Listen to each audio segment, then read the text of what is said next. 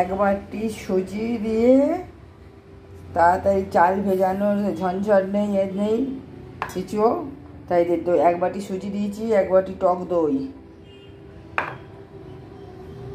আর আধ বাটি মতো চালের গুঁড়ো সব দিয়ে মিক্স করে ভিজিয়ে রেখে দেব। আর 1 কাপ জল দিয়ে ভিজিয়ে রেখে দিচ্ছি খানিকক্ষণের জন্য। তেলটা গরম হয়ে গেছে, চাটনির জন্য কটা বাদাম দিয়ে দিলাম, নারকেল কেটে দিয়ে দিয়েছি, 2 কড়ি পাতা দিয়ে ওটাকে একটু ভেজে নেব। ভাজা হয়ে গেছে, নামিয়ে নেব। ওর মধ্যে ধনে পাতা দেবো, 2 কাঁচা লঙ্কা, একটুখানি তেঁতুল দিয়ে পিষে নেব। সুজিটা ভেজানো ছিল, এবার এটাকে মিক্সচারে দিয়ে একবার পিষে নেব। সুজি পেশা হয়ে গেছে, ঢেলে নিলাম পাতলা করে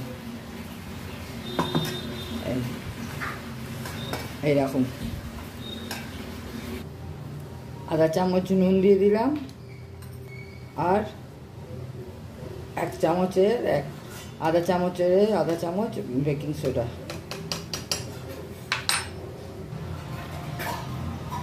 তাড়াতাড়ি বাচ্চারা খেতে চাইলে এইরকম করে সুজি দিয়ে করে দেখুন, একদম নরম তুলতুলে সুন্দরভাবে ধোসা তৈরি হয়ে যায়। এই দেখুন, না চাল ভেজাবার ঝঞ্ঝট, না টাইমের ঝঞ্ঝট, কখনো ইচ্ছা হলে বাচ্চাদের করে দিয়ে দেওয়া যায়। দেখছেন কত সুন্দর হচ্ছে।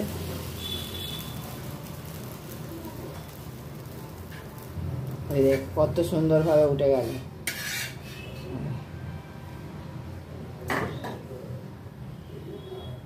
আবার একটা দিয়ে দিয়েছি, দেখুন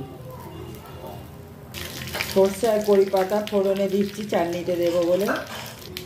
নারকেলের চাটনি পেশা হয়ে গেছে, ফোড়নে দিয়ে দিলাম। এত সুন্দর হচ্ছে কি বলবো, আপনারা করে ট্রাই করে দেখবেন একবার। এই দেখুন ফাইনালি, এই দেখুন ঝটপট হয়ে যাবার কি বলে ধোসা। কত নরম, একদম হাতের মুঠোয় চলে আসছে, এত নরম হয়েছে। এই দেখুন ঝটপট হয়ে যাবার ধোসা হয়ে গেছে, কত নরম হয়েছে দেখুন। যার দাঁত নেই সেও খেতে পারবে। ঘরে কিছু না থাকলে এরকম সুজি থাকলে ফটাফট করে বাচ্চাদেরও দিতে পারবেন আর নিজেরাও খেতে পারবেন। এত সুন্দর হয় এই টিফিনটা। 1 কাপ সুজি দিয়ে এত সুন্দর এতগুলো ধোসা হয়ে গেছে, দেখেছেন তো। আর এখানে হয়ে গেছে চাটনি, নারকেলের চাটনি দেখালাম আপনাদের। আর এখানে আলু টমেটম দিয়ে একটা তরকারি করে রেখেছি, ওইটা দিয়ে খুব সুন্দর লাগে এর সঙ্গে। তাই এখন এবার দাদাভাই খেয়ে দেখাবে, দেখুন কত সুন্দর লাগছে। তোলো তোলো তাড়াতাড়ি।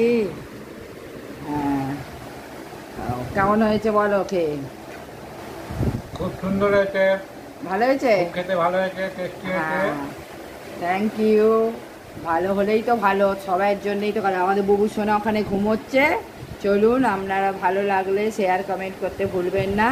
আর আমাদের ভিডিওটা একটু দেখুন, আমাদের সাথে থাকুন। চলুন, নমস্কার, আবার নতুন ভিডিও নিয়ে আসবো। Bye bye.